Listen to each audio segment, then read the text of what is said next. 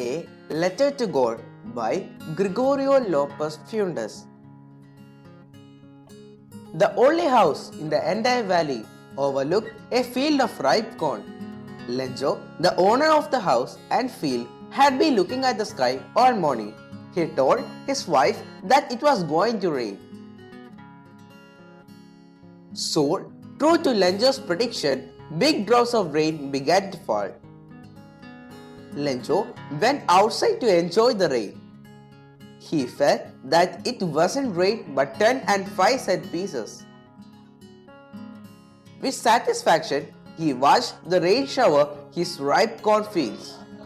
Suddenly, a strong wind began to blow. Then, large hailstones began to fall.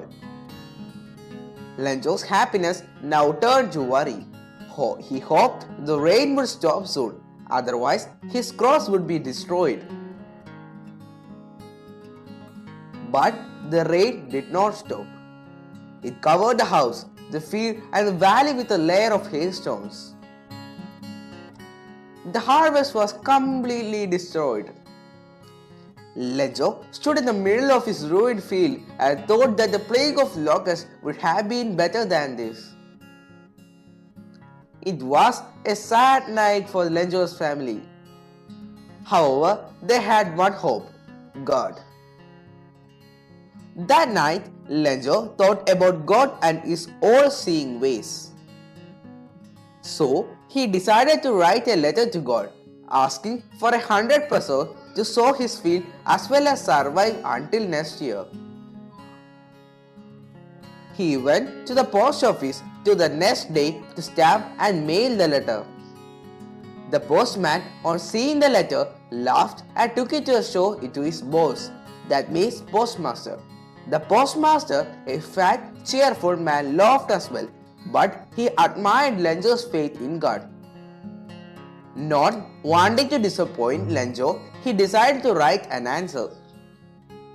He also realized that he would have to send some money along with the letter, so he collected contributions from his employees and friends. He also donated a part of his salary. However, he could only collect a little more than half the money Lenjo had asked for.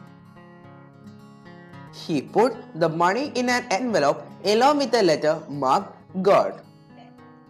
On Sunday, Lenjo returned to the post office. The postman handed him the letter. The postmaster, happy with his deed, watched from the office. Lenjo was a man of faith, so he wasn't surprised to see the money. However, he was angry when he counted the money.